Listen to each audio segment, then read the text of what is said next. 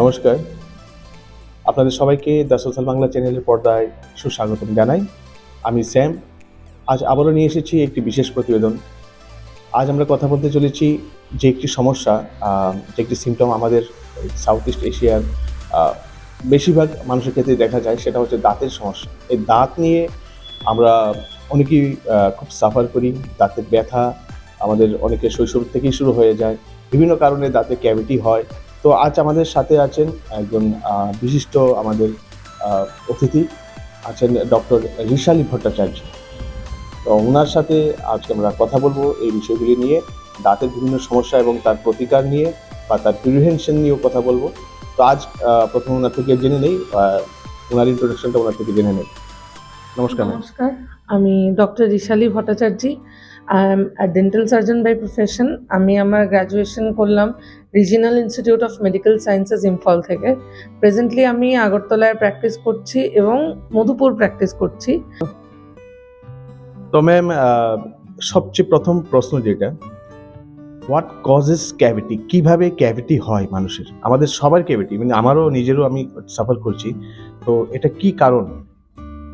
Cavities ব্যাপারটা হলো, এটার কজেস অনেক কিছু।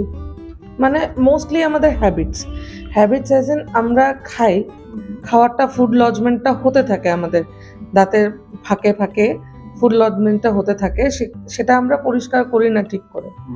ইনকমপ্লিট ব্রাশিং, ইমপ্রপার ব্রাশিং, ওইখান থেকে খাবারটা থেকে যায়। ওই খাবারটার উপরে ব্যাকটেরিয়াল কলোনিজ ডেভেলপ করে। ব্যাকটেরিয়াল কলোনিজ যখন ডেভেলপ করে, ওইখান থেকে ডিগ্রেডেশন শুরু হয়। প্রথমে আমাদের এনামেলটা ডিগ্রেড হয়, এরপরে আস্তে আস্তে আস্তে আস্তে ইট প্রোগ্রেসেস ইনটু দ্য ডেন্টিন। এরম করতে করতে একটা সময় আমাদের দাঁতের নার্ভ, মানে আমাদের পাল্প চেম্বারে ঢুকে যায়।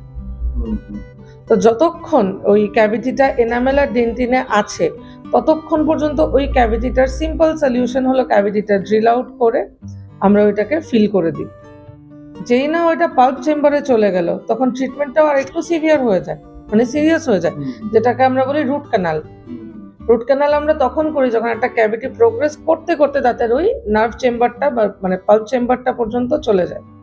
তো ক্যাভিটি প্রিভেনশন আমি যদি বলি, ক্যাভিটি প্রিভেনশন এন্টায়ারলি হ্যাবিটের উপরে। আপনি রোজ দুবার ব্রাশ করার হ্যাবিটটা ডেভেলপ করুন। মিষ্টি খাওয়ার পরে, মিষ্টি বা কার্বোহাইড্রেট জাতীয় খাবার খাওয়ার পরে মুখটা ক্লিন করার একটা হ্যাবিট করুন। আমরা একটা চকলেট তুলে নিই, খাই, খেয়ে একটা মানে বেসিক কুলকুচি অবধি করি না। তো ওই জায়গাগুলো আমাদের চেঞ্জ করতে হবে, যাতে আমাদের ওই ক্যাভিটি মানে ওই পর্যায়েই না যায়। কোনো জায়গায় আপনি হয়তো এরকম হয়ে গেছে যে আপনার খাবার আটকাচ্ছে, তখন আপনি নিয়ারেস্ট যেই ডেন্টাল সার্জন আছে আপনার, ওইখানে গিয়ে কনসাল্ট করুন। তো কারণ যখন ওটা হচ্ছে, তখন আপনার অলরেডি এনামেল ডিগ্রেডেশন শুরু হয়ে গেছে, এটা জাস্ট আপনি দেখতে পাচ্ছেন না বা বুঝতে পারছেন না। তো ওনার কাছে গেলে উনি তখন সলিউশনটা দেবেন। ক্যাভিটির মানে বা যে কোনো ট্রিটমেন্ট যত আর্লিয়েস্ট পসিবল আপনি ডক্টরের কাছে যাবেন, এত সিম্পল সলিউশন আপনার প্রবলেমটার হবে। The more time you take, the more serious it gets. আচ্ছা, যেরকম আমাদের অনেক সময় আমাদের ক্যাভিটি হতে থাকে, যে ডিগ্রেডেশন ওটা সব হতে থাকে বা ক্ষয় হতে থাকে। তো ওটাকে আমাদের পক্ষে তো অনেক সময় এটাকে মানে বোঝা অনেকটা দেরি হয়ে যায়। তো আপনি কি মানে রিকমেন্ড করবেন যে কত সময় অন্তর অন্তর অন্তত একবার ডেন্টিস্টের কাছে যাওয়া উচিত সেগুলি চেক আপের জন্য? এভরি 6 মান্থস যাওয়া উচিত, বাট যদি 6 মান্থস নাও হয়, বছরে একবার করে যান। আপনি হয়তো ওই ডক্টরকে উইদাউট এনি রিজন একটা কনসালটেশন ফি দেবেন, বাট দ্যাট মানে ওই জিনিসটা থেকে আপনি যেটা পাচ্ছেন, রিসিভ করছেন হলো কি একটা অ্যাসিওরেন্স যে আপনার মুখে এখন কোনো আপকামিং কোনো প্রবলেম নেই, আর থাকলে ওটা আর্লিয়েস্ট পসিবল স্টেজেসে সলভ হয়ে যাবে, ঠিক না? আর প্রশ্ন হচ্ছে কি, ব্রাশ করা নিয়ে।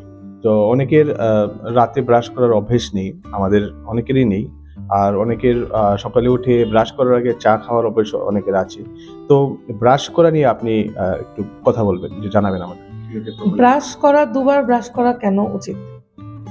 আপনি সকালবেলা যখন আপনি ব্রাশ করলেন, সকালবেলা মোস্ট অফ দ্য পিপল করে, রাতেরটা নিয়েই মানুষ প্রবলেম করে, ঠিক আছে?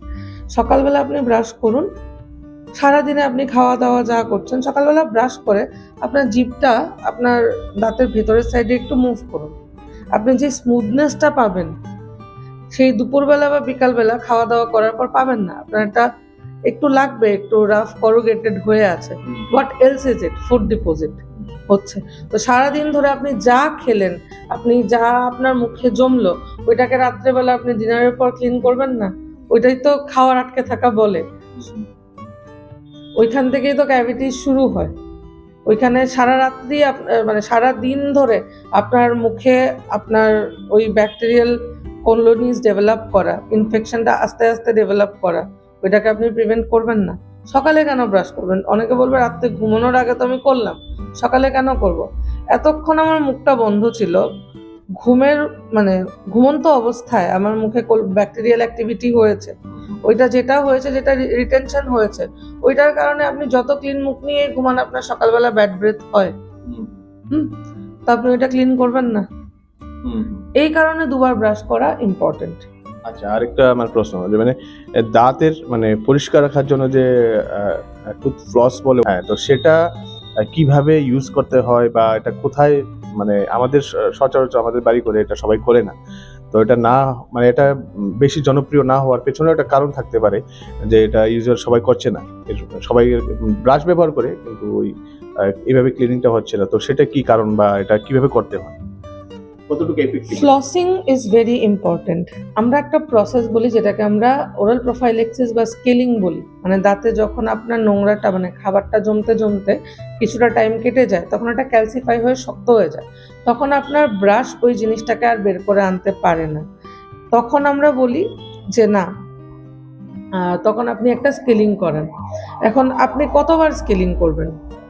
ওইটাও যাতে আপনার প্রলংড একটা পিরিয়ডের জন্য না করতে হয়। মুখে কিন্তু খাবারটা দুই দাঁতের মাঝখানেই জমা শুরু হয় প্রথম। তো ওই দুই দাঁতের মাঝখানে কি করে ক্লিন করবেন? ফ্লস দিয়ে। ফ্লস আইডিয়ালি একটা নাইলন থ্রেড হয়, যেটাকে মানে আঙুলের মাঝখানে এরকম পেঁচিয়ে আপনি দাঁতের মাঝখানে ঢুকিয়ে, দুটো দাঁতের মাঝখানে ঢুকিয়ে জাস্ট টু অ্যান্ড ফ্রো নাড়াবেন, ওটা খুলে যাবে। ঠিক আছে? কিন্তু এখন বাজারে আরো ইজিলি অ্যাক্সেসিবল ফর্মে ফ্লসেস আসছে, উইথ হ্যান্ডেল ফ্লসেস আসছে। মানে হ্যান্ডেলের মধ্যে নাইলন থ্রেডটাও মানে ফিক্স করা, ওইটা আপনি ইউজ করবেন, এখানে ঢোকাবেন, জাস্ট ক্লিন করবেন, বের করে নেবেন। উইকলি মানে এভরি অল্টারনেট ডে করুন, দুদিনে একবার করুন। তাতেও কি হবে, আপনার ওই প্ল্যাকটার ক্যালকুলাস হবে না।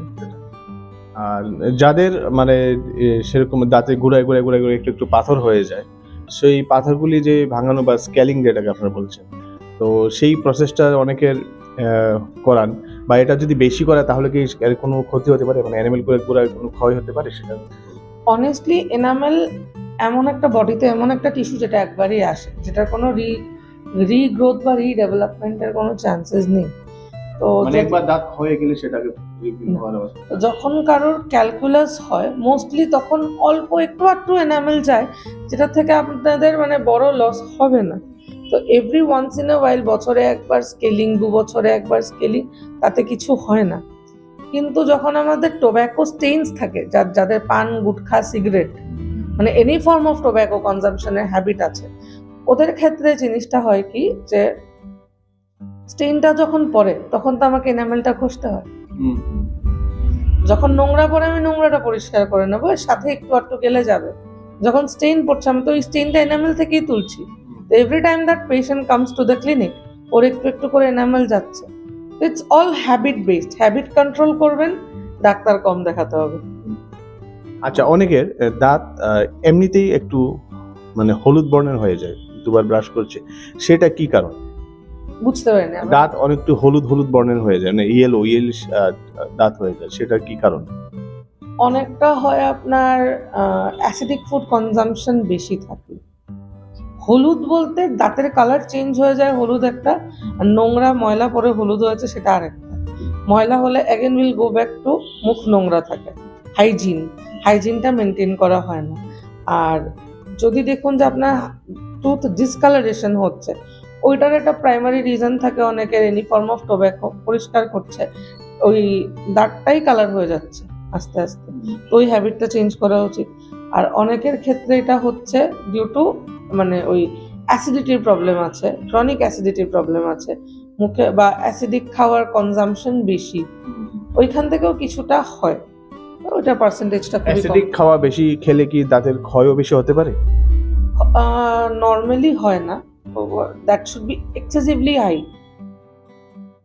মোস্টলি আমি বলছি মোস্টলি অ্যাসিডিক ফুড কনজাম্পশন থেকে এত একটা হবে না, যেটা হবে that is negligible and negligible for a long period of time. But যেটা হয় আপনার ক্রনিক অ্যাসিডিটি, ওই উনি যা খাচ্ছে ঢেকুর উঠছে, টক টক একটা স্যালাইভা আসছে, ওইটার থেকে ওই এরোশন হতে পারে। আচ্ছা আচ্ছা।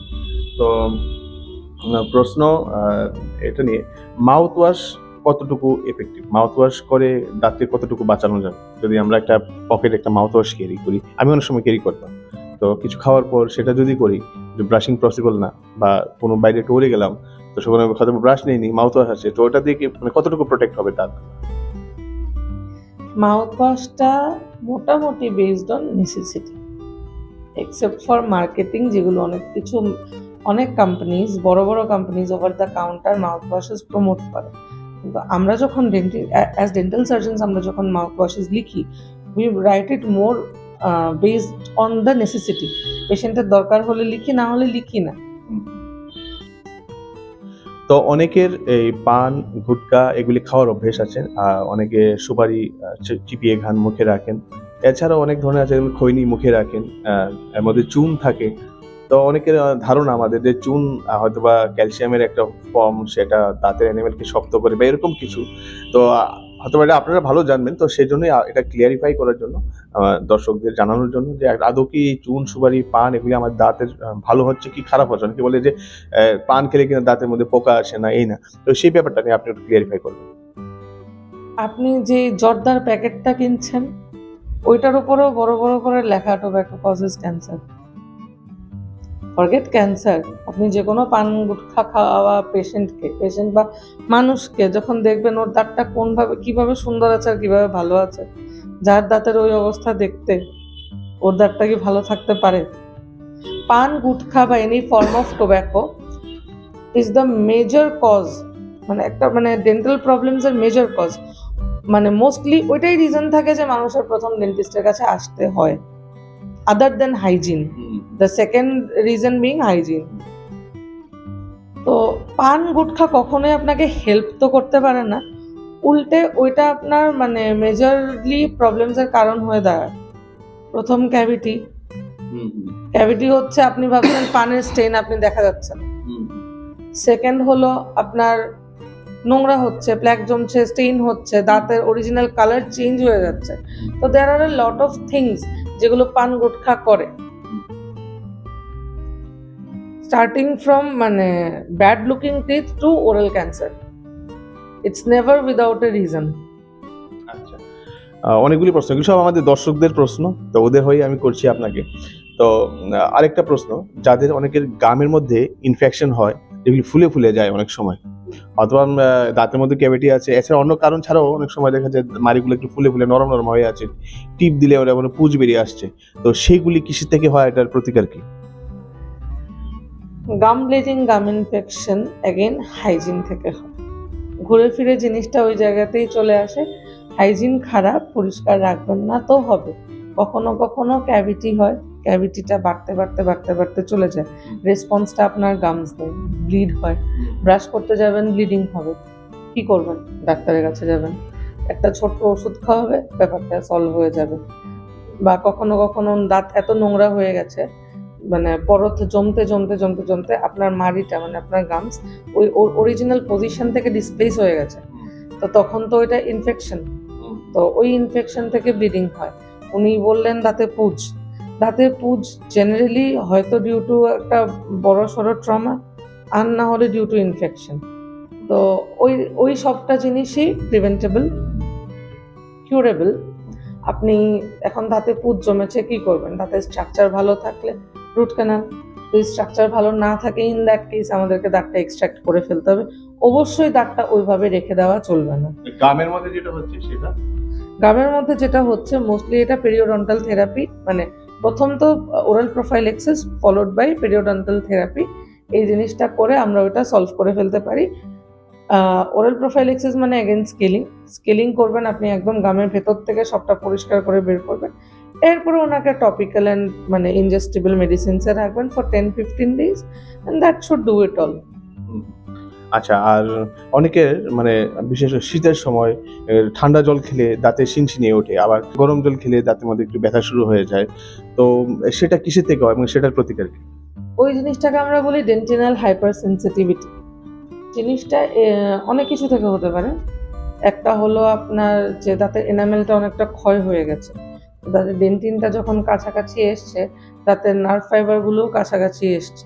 ওকে, তো তখন আমরা যখন জল খাই, জলে যেহেতু পার্টিকেল সাইজ অনেক ছোট, ওটা পেনিট্রেট করে ঢুকে গেল, ডেন্টিনাল টিউবুলগুলো ওপেন, যেটা এনামেলে ঢেকে রাখার কথা ছিল ওপেন, তো তখন ওইগুলো ক্লগড না ঢুকে গেল, আপনার একটা শার্প সেন্সিটিভিটি ফিল হবে। এটা জেনারেল কেস। অনেকের ক্ষেত্রে কি হয় যে আমার দাঁতের যে ক্রাউন পোর্শনটা যেটা আমার বাইরে থাকে, দাঁতের আগাটা যেটা আমরা বলি, ওই জায়গাটাতে সেন্সিটিভিটি আর হবে না, কিন্তু খাওয়ার জমতে জমতে মাড়ির নিচে যেতে যেতে আপনার রুটটা এক্সপোজ হয়ে আছে, ওই রুটে যখন আপনার ঠান্ডা বা গরম জল লাগছে আপনার শিনশিন করছে। ওদের ক্ষেত্রে সেকেন্ড টাইপের ক্ষেত্রে আগে স্কেলিং করে পেরিওডন্টাল থেরাপি করুন, জিনিসটা আগের জায়গায় চলে আসবে, সলভ হয়ে যাবে। আর যাদের আমি প্রথম কেসটা বললাম, ওদের ক্ষেত্রে আমরা ডিসেন্সিটাইজিং টুথপেস্ট আর মাউথ ওয়াশ, মানে ক্ষয় হয়ে গেছে যাদের এনামেলটা ক্ষয় হয়ে গেছে অনেকটা, ওদের ক্ষেত্রে আমরা ডিসেন্সিটাইজিং মাউথ ওয়াশ আর টুথপেস্ট দেব। তো ওইটা থেকেই ওনার মানে ওইটা রেগুলার ইউজেই যে উনি ডিফারেন্সটা ফিল করতে পারবেন। আরেকটা প্রশ্ন, যে আমরা দেখি যে বাচ্চাদের ক্ষেত্রে অনেক সময় যে ওদের পার্মানেন্ট টিথ আসার আগেই মানে টুথ আসার আগেই অনেকগুলি দাঁত নষ্ট হয়ে যায়, ওদের দাঁতগুলি ভেঙে যায়, কালো হয়ে যায়। তো বাচ্চাদের কিভাবে ওদের দাঁতগুলোকে প্রোটেক্ট করা যেতে পারে? এইটা তো একটা বড় টপিক। বাচ্চাদের ক্ষেত্রে parents need to be careful enough. প্রথম যেটা হয় early childhood caries, nursing bottle caries বলে একটা ক্যাভিটি হয়, এটা এন্টায়ারলি এক্সেসিভ বটল ফিডিং থেকে হয়। তো এটা যখন হবে আপনি দেখবেন সামনের 4টা থেকে 6টা দাঁত ওইগুলো পুরো কালো হয়ে গেছে। বাচ্চাদের ক্ষেত্রে আমাদের প্রাইমারি টুথের এনামেলটা আরও পাতলা হয়, তো ওদের ক্ষেত্রে কি হয়, ক্যাভিটি হলে খুব তাড়াতাড়ি এটা প্রোগ্রেস করে, যেটা আমাদের অ্যাডাল্টদের ক্ষেত্রে হয় না। তো বাচ্চাদের ক্ষেত্রে এটা ইম্পর্টেন্ট কি বাচ্চার মা বাবা মনিটর করুক, যখন জিনিসটা এইটুকু থাকে তখনই একে ডাক্তারের কাছে নিয়ে যাও, যেন জিনিসটা না বাড়ে। একটা এটা, আরেকটা হলো খাবারের কনজাম্পশন। এক্সেসিভ মানে সুইট ফুড বা কার্বোহাইড্রেট রিচ ফুড দিচ্ছে ঠিক আছে, কিন্তু এর পাশাপাশি পরিষ্কার করছে না, বাচ্চার ব্রাশিং মনিটর করছে না, তো বাচ্চার তো এটা হবেই। একটা 3 বছরের 4 বছরের বাচ্চার থেকে আপনি একটা অ্যাডাল্টের লেভেলের আন্ডারস্ট্যান্ডিং তো এক্সপেক্ট করতে পারেন না। একটা বাচ্চা যতদিন 8-9 বছর বয়স না হচ্ছে, মা বাবার অ্যাটলিস্ট ব্রাশিং না করিয়ে দিলেও মনিটর করাটা উচিত। রেগুলার ইন্টারভেলে মুখে একটা টর্চ নিয়ে দেখা উচিত যে কোনো কিছু আছে কিনা। এতটুকু তো আমরা সবাই বুঝি যে ক্যাভিটি দেখতে কিরকম হয়, ঠিক না? তো প্রশ্ন এবার আর সবচেয়ে ইম্পর্টেন্ট বাচ্চাদের ক্ষেত্রে যদি একটু আধটু বাচ্চাটা ক্যাভিটি প্রোন টিথ থাকে, তাইলে ডাক্তারকে দেখিয়ে অবশ্যই ওর জন্য ফ্লুরিডেটেড টুথপেস্ট আর ফ্লুরিডেটেড মাউথ ওয়াশ নেবেন এই কারণে ওইটা আপনার বাচ্চার মানে ক্যাভিটি প্রিভেনশনে হেল্প করবে। ফ্লুরিডেটেড টুথপেস্ট ওয়ার্ক লাইক ম্যাজিক। যেটা হয়ে গেছে ওইটা আপনি চেঞ্জ করতে পারবেন না, ওইটা আপনার সলিউশন বের করতে হবে, কিন্তু যেটা আপনার হয়নি ওইটাকে আপনি প্রিভেন্ট করতে পারেন। ওভার দ্য কাউন্টার বাচ্চাদের অনেক টুথপেস্ট পাওয়া যায় যেগুলো ফ্লোরিডেটেড না, তো রাদার দেন মানে আপনি ওই প্রাইসটা পে করেই কিনছেন, রাদার দেন দ্যাট আপনি একটা ডাক্তার দেখে আপনার বাচ্চার স্পেসিফিক ওর মানে ওরাল হেলথের বেসিসে ওকে ওনার ডক্টর একটা কিছু সাজেস্ট করবেন, ওইটাই ইউজ করান।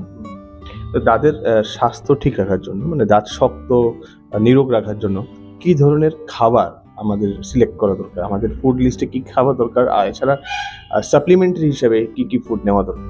এখানে একটা মিথ, আমি অনেক বড় মিথ ব্রেক করতে চাই। আমরা যা খাই না, আমাদের বাইরে থেকে শুধু প্রোটিন, কার্বোহাইড্রেট আর ফ্যাটটাই দরকার হয়। বাকি if we have a balance diet or something close to a balance diet, মানে আমাদের হ্যাবিটে যদি আমরা ফ্রুটস, ভেজিটেবলস অ্যান্ড মানে এভরিথিং এলস আমরা ইনক্লুড করি, বডি আমাদের মাইক্রোনিউট্রিয়েন্টস নিজে বানায়, ঠিক আছে? আমাদের খুব একটা সাপ্লিমেন্টসের দরকার পড়ে না। Supplements are supposed to be taken mostly when there is a necessity কখন ধরুন আপনার বডি এনাফ ক্যালসিয়াম প্রডিউস করতে পারছে না, তখন আমি আপনাকে একটা ক্যালসিয়াম সাপ্লিমেন্ট দেবো। আপনার ভিটামিন ডি কম আছে, তখন আপনাকে আমি ভিটামিন ডি করাবো, ঠিক আছে। আপনার ইন জেনারেল আপনার মানে অ্যান্টিবায়োটিকের এফিকেসি দিচ্ছি আমি, হচ্ছে না, আমি একটা ভালো অ্যান্টিবায়োটিক দিলাম, এফিকেসি নেই তেমন, তখন আপনাকে একটা সাপ্লিমেন্টারি আমি মাল্টিভিটামিন কোর্স করাবো। ইন জেনারেল এই জিনিসগুলো আমরা আমাদের ন্যাচারাল সোর্সেস অফ ফুড থেকে পেয়ে যাই। তো ও যদি জিজ্ঞেস করেন যে হ্যাঁ ক্যালসিয়াম আর ভিটামিন ডি আর মানে টু সাবস্টেন্সেস যেগুলো ঠিক থাকলে মোটামুটি আমাদের দাঁতের হেলথ ভালো থাকে। আর আরেকটা প্রশ্ন, যাতে দাঁতে ব্যথা নিয়ে মানে চলছে, ভালো ট্রিটমেন্ট হচ্ছে না, কিন্তু ব্যথাটা কমে গেলেই ওষুধ খাওয়া বন্ধ করে দেয় বা ভুলে যায় এটাকে ফার্দার ট্রিটমেন্ট করাটা, তো সেই ক্ষেত্রে যে আমরা অ্যান্টিবায়োটিক্স নিচ্ছে বা আমাদের পেইন কিলার নিচ্ছে, এগুলির কি সাইড এফেক্ট থাকতে হবে সেটা অনেস্টলি আপনি বলুন। এটা একটা অনেক বড় প্রবলেম, আমাদের আগরতলা মার্কেটে এটা ভীষণ বড় প্রবলেম। আমি আপনাকে একটা অ্যান্টিবায়োটিক লিখছি, একটা সেট অফ পেন কিলার লিখছি। পেন কিলারটা আমি আপনাকে এই জন্য লিখছি যে যতদিন আপনার অ্যান্টিবায়োটিকটা বডিতে, অ্যান্টিবায়োটিকটা একটা ট্যাবলেট পড়লেই তো কাজ হবে না, সার্টেন কোয়ান্টিটি অফ ডোজেস পড়লে ওটা কাজ হবে। ততক্ষণ আপনার পেন কিলারটা আপনাকে ব্যাকআপ দিয়ে রাখবে যাতে আপনি কষ্ট না পান। Pain killer is not the solution, antibiotics are. মানুষ কি করছে, এই আপনার ওষুধটা দিচ্ছি, ব্যথাটা কমছে, okay now I am fine, next time যখন ব্যথা হবে তখন যাব, বা নেক্সট টাইম ব্যথা হচ্ছে সেই প্রেসক্রিপশন থেকে ব্যথার ওষুধটা কিনে এনে ব্যথার ওষুধটা কিনে এনে খেয়ে ফেলি, এখন তো আমি জানি কি খেতে হবে। এরপর রিপিটেডলি যখন এই জিনিসটা হতো, একটা টাইমে জিনিসটা এমন জায়গায় যায় যে প্রথম অ্যাপয়েন্টমেন্টে যে জিনিসটা অল্পতে হয়ে যেত, এটা এরপরে অনেক বেশি, মানে প্রথম হয়তো একটা আরসিটিতে হয়ে যেত জিনিসটা সাফাইস করে যেত, এখন দেখা যায় যে একদম পেরিওডন্টাল অ্যাবসেস হয়ে বসে আছে, দাঁতের গোড়ায় অনেক বড় এরিয়া জুড়ে পুজ বা অনেক বড় একটা সিস্ট হয়ে গেছে, কিছু করার নেই। বা ইন সিভিয়ার মোস্ট কেসেস মানুষের সেলুলাইটিস অবধি হয়ে যাচ্ছে। তো ওই ওষুধটা খেয়ে কমার জন্য আমরা দিই যাতে আমরা ট্রিটমেন্টটা শুরু করতে পারি। আপনাকে খুব ইনফেকশন যখন আপনার পিকে, তখন আপনার ট্রিটমেন্ট শুরু করা যাবে না, কিন্তু খালি ওষুধটা খেলে হবে না, ট্রিটমেন্টটা না করলে আবার ওই জিনিসটা ঘুরে আপনার কাছে আসবে। তো অনেকে তো এই ফার্মেসি থেকে বলে ওষুধ খাওয়ার অভ্যেস, বলে ওষুধ খেয়ে নেয়, আমার দাঁতের ব্যথা হচ্ছে একটু ওষুধ দিয়ে দেন, তো এগুলিকে আপনি কিভাবে দেখবেন? খুব দুঃখজনক বিষয় যে আমরা এভাবে ফাংশন করি, কারণ আপনাকে আপনার অবস্থা বুঝে যে ব্যবস্থাটা ডাক্তার দেবে ওইটা কেমিস্ট না বুঝে দেবে। আমি ডিসকারেজ করছি না, এমার্জেন্সিতে অনেক সময় ডাক্তার পায় না, তখন আপনি একটা পেন কিলার নিয়ে নিন, না হয় কেমিস্টের কথা শুনে পরের দিন আপনি ডাক্তার দেখান। সবসময় তো সবাই ডাক্তার হাতের কাছে পাবে না, তো না পেলে তখন ঠিক আছে, বাট ওই যে একটা কিছু হবে আগে কেমিস্টকে জিজ্ঞেস করবো, কেমিস্টের ইয়েতে যদি না হয় তাইলে গিয়ে আমি ডাক্তার দেখাবো।